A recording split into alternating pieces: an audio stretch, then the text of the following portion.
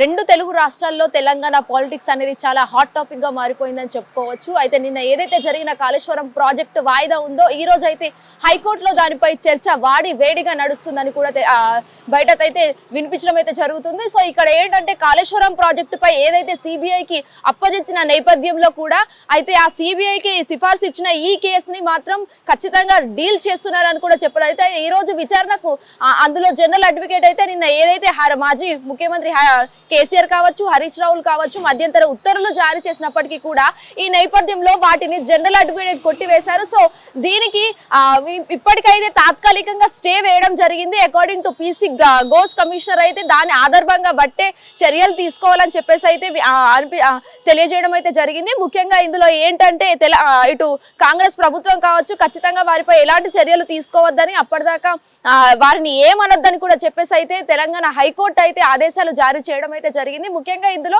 వారు ఎప్పుడైతే సిబిఐకి విచారణ అప్పచెప్పారో అప్పటి నుంచి అయితే వీళ్ళు మధ్యంతర ఉత్తర్వులు జారీ చేయడానికి రీజన్ ఏంటి అని కూడా ఇది ఒక main and major question mark అని కూడా చెప్పుకోవచ్చు. అటు ఎలక్ట్రానిక్ మీడియా కావచ్చు, సోషల్ మీడియా కావచ్చు, లేకపోతే ఆల్ ఓవర్ ప్రింట్ మీడియా కూడా కావచ్చు.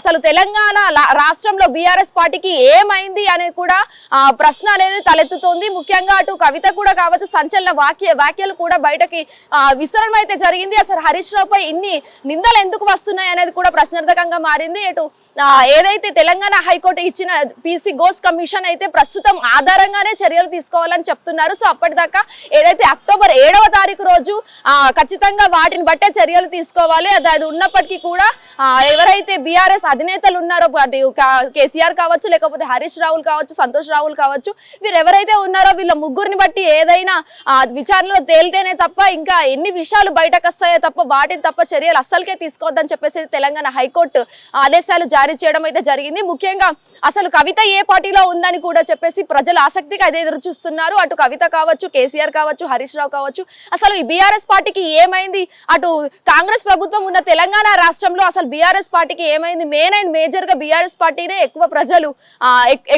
ఎక్కువగా నమ్ముతారు. బట్ ఇక్కడ ఏంటంటే ఈ అసలు బీఆర్ఎస్ పార్టీకి ఏమైంది, కాంగ్రెస్ ప్రభుత్వానికి వీళ్ళు అసలు ఏం చేస్తున్నారు, వాళ్ళకే యూజ్ చేస్తున్నారు తప్ప మిగతా ఏం లేదు అని చెప్పేసి అయితే ప్రజలు మాట్లాడుకుంటున్నారు. అసలు బీఆర్ఎస్ పార్టీలో కవిత విషయానికి వస్తే మాత్రం అసలు తను సెపరేట్ పార్టీ పెట్టాలనుకుంటుందా లేకపోతే సస్పెండ్ అవుతుందా అనేది కూడా ప్రశ్నార్థకంగా మారింది.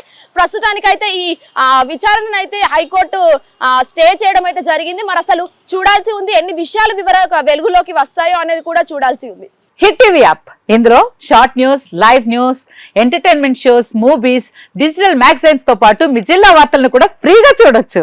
ఇంకెందుకు ఆలస్యం, వెంటనే హిట్ టీవీ యాప్ ని డౌన్లోడ్ చేసుకుని ఫ్రీగా ఎంటర్టైన్మెంట్ పొందండి. Hit TV app. Hit TV app. Please download hit TV app. Hit TV app ని ఫ్రీగా డౌన్లోడ్ చేసుకుని ఎంజాయ్ చేయండి. మీకు నచ్చిన ఎంటర్టైన్మెంట్ కోసం హిట్ టీవీ యాప్ ని ఫ్రీగా డౌన్లోడ్ చేసుకుని ఎంజాయ్ చేయండి. హిట్ టీవీ యాప్ ని డౌన్లోడ్ చేసుకుని ఆస్వాదించండి, ఆశీర్వదించండి. ఇంతమంది సెలబ్రిటీలు హిట్ టీవీ యాప్ ని డౌన్లోడ్ చేసుకోండి అని చెప్తున్నారంటే ఎంత మంచి యాప్ ఆలోచించండి. అమెరికా అమెరికా అమెరికా అమెరికాలో చదవాలనుకునే వాళ్ళకి విశ్వసనీయమైన పేరు మన శౌర్య కన్సల్టెన్సీ. UK లో 1 year masters, UK లో 1 year masters, 2 years work permit up to 5 years visa. Contact Shaurya Consultancy. Contact 89851 89851.